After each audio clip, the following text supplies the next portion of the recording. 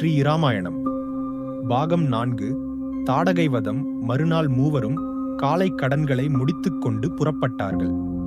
வழியில் கொடிய பாலைவனம் தென்பட்டது. தாங்க முடியாத வெப்பமுடைய அக்கானகத்தில் பசி தாகத்தால் அரச குமாரர்கள் அல்லல் பட்டார்கள். விசுவாமித்திரர் ராமலட்சுமணர் இருவருக்கும் 2 விஞ்ஞைகளை உபதேசித்தார். அவர்களுக்கு அப்பொழுது 10,000 யானை பலம் உண்டாயிற்று. பசி தாகங்கள் மறைந்தன. ராமர் முனிவரை நோக்கி, குருநாதா, இந்த கானகம் புல் பூண்டு இல்லாமல் பாலைவனமாக இருப்பதற்கு என்ன காரணம்? சிவபெருமானுடைய நெற்றிக்கண்ணால் எரிந்ததா? என் தந்தையாருடைய ஆட்சியில் இப்படி அழியக்கூடாதே என்று வினாவினார். விசுவாமித்திர முனிவர் கூறுகின்றார், ராகவா, இதுதான் தாடகை வாழ்கின்ற கானகம். ஊலோப குணம் ஒன்றே 1000 நற்குணங்களை அளிப்பது போல் தாடகை ஒருத்தியே இந்த வளமான கானகத்தை அழித்து பாலைவனமாக்கிவிட்டாள். சகேது என்ற யட்சன் பிரம்மதேவரை வேண்டி தவம் செய்து 1000 யானை பலத்துடன் ஒரு மகளை பெற்றான். அவளுக்கு தாடகை என்று பெயர் சூட்டினான். அவள் சுந்தன் என்ற யட்சனை திருமணம் செய்து கொண்டாள். அவளுக்கு சுபாகு, மாரீசன் என்ற 2 புதல்வர்கள் பிறந்தார்கள். தாடகையின் கணவனாகிய சுந்தன் அகஸ்தியரின் சிவ பூஜைக்குரிய பூ மரங்களை ஒடித்து விட்டான். அவர் தழலிழ விழித்தார். அவன் சாம்பல் ஆகினான். இதனை அறிந்த தாடகையும் அவளுடைய மக்களும் அகஸ்தியரை வணங்கி குற்றத்தை மன்னிக்க வேண்டும் என்று கேட்கும் பண்பை விட்டு அசுரர்களைப் போல் கல்லும் மண்ணும் வீசி எறிந்து ஆரவாரம் செய்தார்கள். அகஸ்தியர் சினந்து, நீங்கள் அசுரர்களாக போகக் கடவது என்று சாபம் கொடுத்தார். யட்சர்கள் ஆகிய அவர்கள் அரக்கர்களாக மாறி முனிவர்களுக்கு எண்ணில்லாத கொடுமை புரிந்து கொண்டிருக்கின்றார்கள். அவள் மலைப்பாம்புகளை கையில் வளையல்களாக அணிந்து கொண்டிருப்பாள். சூலத்தை ஏந்தி கொண்டிருப்பாள். ராமா, தாடகையும் அவள் புதல்வர்களும் சதா முனிவர்களுக்கு கொடுமை விளைவித்து வருகின்றார்கள். உலக நலன் கருதி நான் செய்யும் கேள்விகளை தடுத்து கெடுத்து விடுகின்றார்கள். தாடகை ராவணனிடம் உறவு கொண்டு அவன் ஏவலினால் அளவற்ற கொடுமைகளை செய்து வருகின்றாள் என்றார். தாடகை மனிதர்கள் வரும் வாசனையை மோப்பத்தால் உணர்ந்து ஆலகால விஷம் போலவும் வடவா முகாக்கினி போலவும் சீறி எழுந்தாள். ராமர் அவளை பெண் என்று கருதி போர் செய்ய தயங்கி நின்றார். விசுவாமித்திரர் ராமனை பார்த்து, ரகுவீரா, இவளை பெண் என்று கருதாதே. எத்தனை எத்தனை கொடுமை உள்ளனவோ அத்தனையும் செய்பவள். முனிவர்கள் ஆகிய எங்களை கொன்று தின்னாமல் இருப்பது கருணையினால் அன்று. நாங்கள் தவத்தால் உடம்பை வாட்டி சதைப்பற்று இல்லாமல் இருப்பதினால் சாறு சிங்கிய கோது என்று எங்களை விட்டிருக்கின்றாள். ஆதலால் இவளை கொல்லுவது அறமாகும் என்றார். தாடகை ராமன் மீது ஒரு சூலத்தை ஏவினால் ராமர் அதனை பொடியாக்கினார். ஆன்றோர்கள் வாக்கே மறைமொழி என்று எண்ணி ராமர் தாடகையின் மீது சிறந்த அம்பினை ஏவினார். தாடகை மாண்டு விழுந்தாள். தேவர்கள் மலர் மழை பொழிந்தார்கள். ராமபிரானுக்கு சிறந்த பானங்களை தருமாறு தேவர்கள் பணித்தார்கள். விசுவாமித்திரர் தவஞ்செய்து சிவபெருமானிடம் பெற்ற 500 வகையான அஸ்திரங்களையும் அதனை திருப்பி அழைக்கின்ற உபசம்மாரங்களையும் ராமருக்கு முனிவர் பெருமான் உபதேசித்தருளினார். அந்த அஸ்திரங்கள் ராமர் முன் தோன்றி நீர் அழைக்கின்ற போது நாங்கள் வந்து உனக்கு உதவி புரிவோம் என்று கூறி மறைந்தன.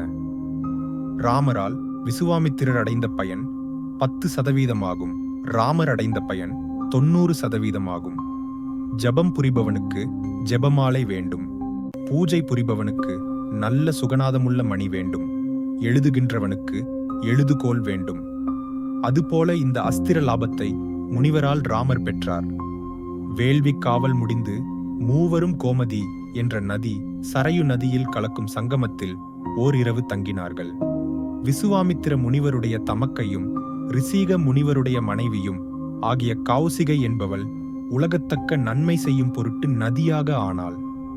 அந்த நதியின் பெருமை அருமைகளை முனிவர் ராமருக்கு கூறி அங்கிருந்து புறப்பட்டு சித்ராச்சிரமத்தை அடைந்தார்கள். அந்த ஆசிரமம் கற்புடைய மங்கையரின் உள்ளம் போல் தூய்மையாக இருந்தது. திருமால் அங்கு பலகாலம் தவம் செய்தார். அப்பொழுது மகாபலி சக்கரவர்த்தி மிக்க வலிமையுடன் விண்ணுலகத்தையும் மண்ணுலகத்தையும் கவர்ந்து கொண்டான். திருமால் அதிதி வயிற்றில் 1000 ஆண்டுகள் கருவிருந்து வாமன மூர்த்தியாக அவதரித்தார். அப்பொழுது மகாபலி சக்கரவர்த்தி அசுவமேதயாகம் செய்து கொண்டிருந்தான்.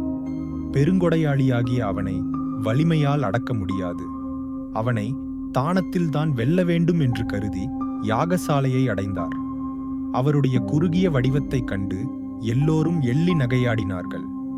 அசுர குருவாகிய சுக்கிராச்சாரியார், மகாபலி இந்த குறளன் திருமால் என உணர்வாய், உன்னை மாயம் செய்து அடக்க வந்திருக்கிறான், எச்சரிக்கை என்றார். மகாபலி, குருவே, மாய்ந்தவர் அல்லர், ஈந்தவர்தான் என்றும் வாழ்ந்தவர்கள். கொடுக்கும்போது தடுக்கின்றவர்களின் சுற்றம் உடுப்பதும் உண்பதும் இன்றிக்கெடும் என்று கூறி வாமன மூர்த்தியை வந்தனை வழிபாடு செய்து, உமக்கு என்ன வேண்டும் என்று கேட்டான். வாமனமூர்த்தி, அள்ளிக் கொடுக்கும் வள்ளலே, என் காலால் மூவடி மண்தாம் வேண்டும் என்றார். மகாபலி புன்முறுவல் பூத்து, மூவுலகத்துக்கும் தலைவனாகிய என்னிடம் 3 நகரங்களை கேட்கலாமே, உமது காலல் மூவடி என்றால் அது சிறிய பொருள்தானே என்றான். வாமனர், என் காலால் மூவடி மண் கொடுத்தால் போதும் என்றார். மகாபலி தன் கையில் தண்ணீரை தாரை வார்த்து, மூவடி மண் அளந்து கொள்ளும் என்றான். சிறிய குரல் வடிவில் இருந்த அவர் உயர்ந்தார். உதவியொப்ப மூதண்ட கூட முகடு முட்ட வளர்ந்தார். அவருடைய பேருருவைக் கண்டு அஞ்சினார்கள். திருமால் ஓரடியில் விண்ணுலகத்தையும் ஓரடியில் மண்ணுலகத்தையும் அளந்து 3வது அடிக்கு இடம் எங்கே என்றார்.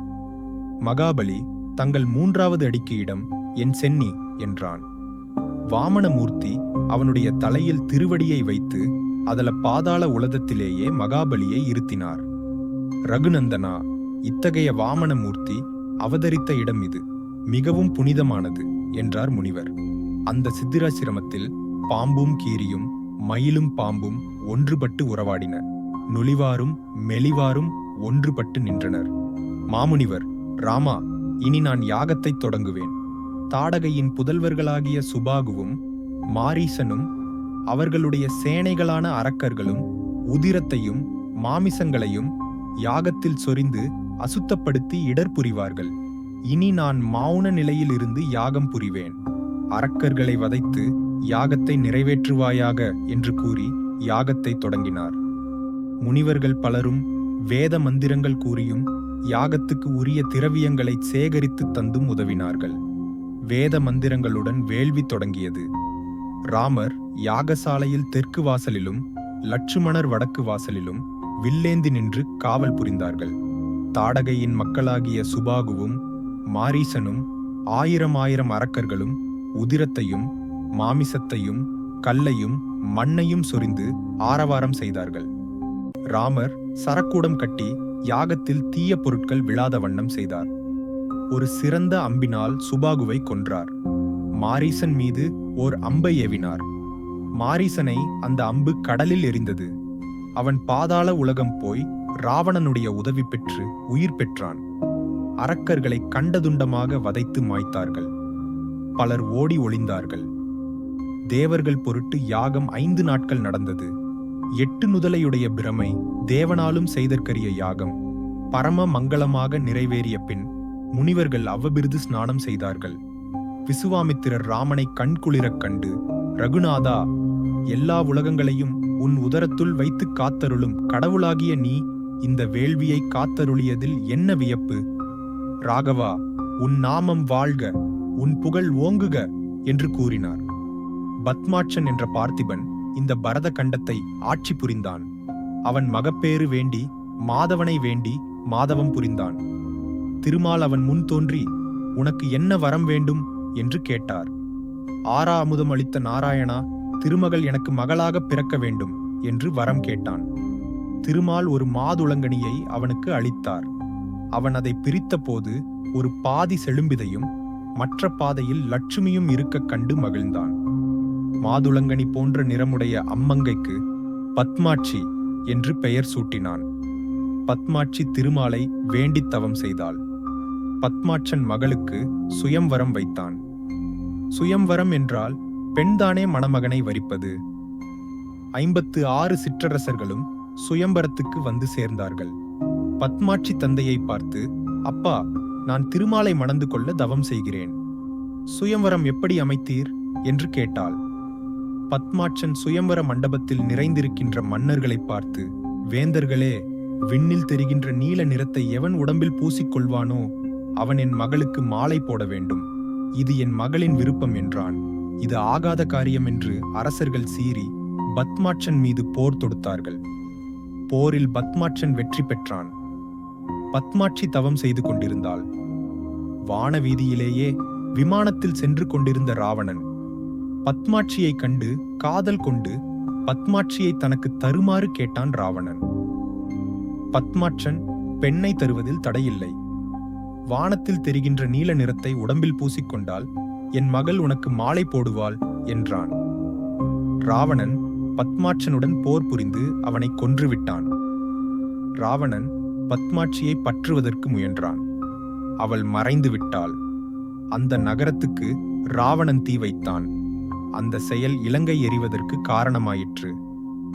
மற்றொரு நாள் ராவணன் வான்வழியே செல்லும் பொழுது நகரம் எரிந்து கொண்டே இருப்பதையும் அதன் அருகில் பத்மாட்சி தவம் செய்து கொண்டிருப்பதையும் கண்டான்.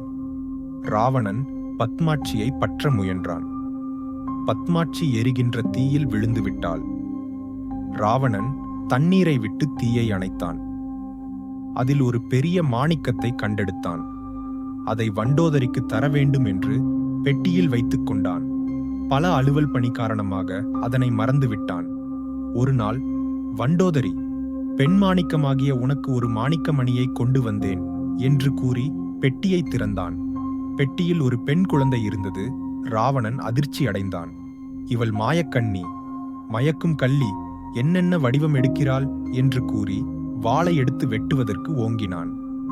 வண்டோதரி கணவனார் கரத்தை பற்றி தடுத்து, பெருமானே, இந்த குழந்தையை வெட்டாதீர்கள்.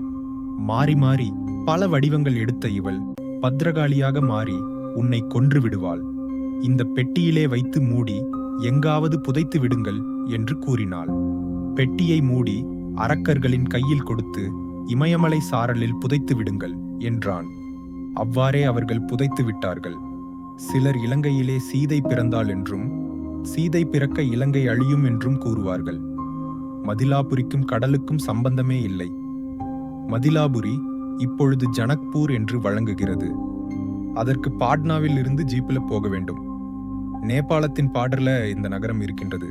மதிலாபுரியை அரசு புரிகின்ற சீரத்துவஜ ஜனகர் பரமஞானி மரவுரியை தன் கொடியில் எழுதி கட்டியதால் சீரத்துவஜ ஜனகர் என்று பெயர் பெற்றார்.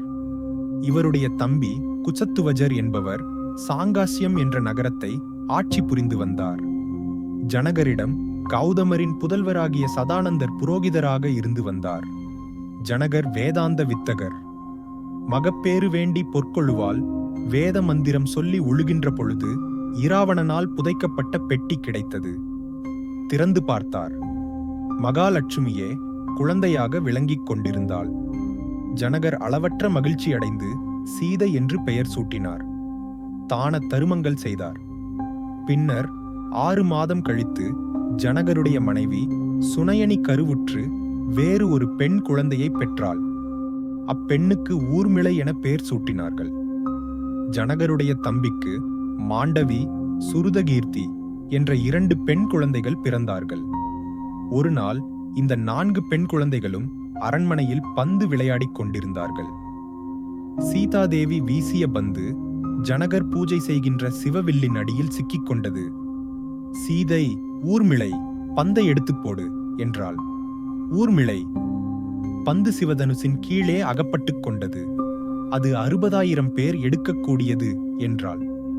என்னம்மா, ஒரு பந்தை எடுக்க 60,000 பேரா என்று கூறி அன்னம் போல் நடந்து இடக்கையில் வில்லை எடுத்து மூளையில் சார்த்தி வைத்துவிட்டு பந்தை எடுத்துக் கொடுத்தாள். பழையபடியே வில்லை எடுத்து மேடையில் வைக்க மறந்து வட்டாள். மறுநாள் காலையில் பூஜை செய்ய வந்த ஜனகர் வில் மேடையில் இல்லாமல் மூளையில் இருப்பதைக் கண்டு ஆச்சரியமடைந்தார். பாராஸ் சேவகனை அழைத்து, வில்லை யார் எடுத்தது என்று கேட்டார். தொடரும்